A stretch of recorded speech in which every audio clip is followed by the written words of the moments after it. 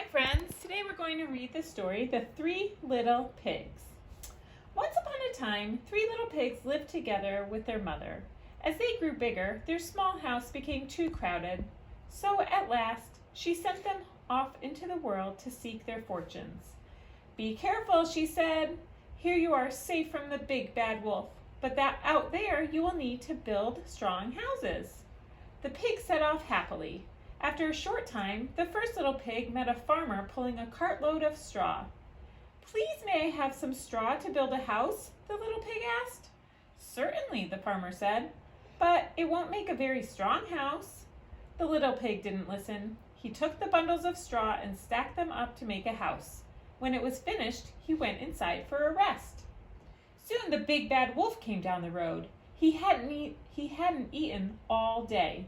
When he saw the new house of straw, his tummy rumbled and he licked his lips. "I smell piggy," he said to himself. "Yum."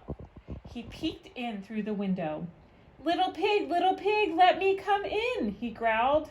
"No way," the pig shouted. "Not by the hairs on my chinny chin chin." "Well, this house doesn't look very strong," the wolf said. "I'll huff and I'll puff and I'll blow your house down." So he huffed and he puffed and he blew the house down. Straw flew everywhere and the little pig ran away as fast as he could. The second little pig walked a little farther. At last he came across a woodcutter with a pile of sticks. "Please, could I have some sticks to build a house?" the little pig asked. "Certainly," said the woodcutter. "Take as many as you like, but they won't make a very strong house." The second little pig didn't listen. He picked up all the sticks he could carry and took them to a clearing. He piled them up to make a cozy house. When it was finished, he went inside and settled down with a cup of coffee.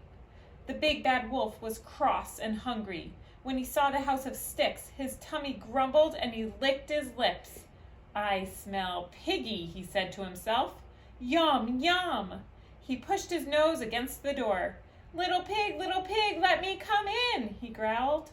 "No way," the second little pig shouted. "Not by the hairs on my chinny chin chin."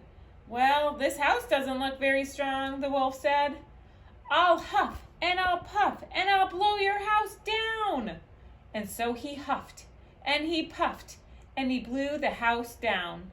The sticks tumbled to the ground and the little pig ran away as fast as he could. The third little pig walked a little farther until he saw a builder with a pile of bricks. The builder was just finishing work. "Please, could I have some bricks to build a little house?" the third little pig asked. "Certainly," the builder said. "Those are left over. Take as many as you want." So the third little pig carried the bricks away and built a beautiful house. When he had finished, he went inside, put a pot of water on the fire, and started to make some soup. After a while, his two brothers came running up the path. "Let us in," they shouted. "There's a big bad wolf coming." The third little pig quickly let them in. They locked and bolted the door and sat down to wait. Before long, the big bad wolf came huffing and puffing up the path. When he saw the new brick house, his tummy rumbled and grumbled and he licked his lips. "I smell piggy and soup," he said to himself. "Yum, yum, yum." He knocked hard on the door. Little pig, let me come in," he roared. "No way," the third little pig shouted. "Not by the hairs on my chinny chin chin." "Well then," the wolf said, "I'll huff and I'll puff and I'll blow your house down." And so he huffed and he puffed and he huffed and he puffed, but the house stood firm. The wolf looked up and saw the chimney. He climbed onto the roof and down the chimney he went, straight into the pot of hot soup. Ow! He jumped out of the pan and ran yowling and howling out into the cool night.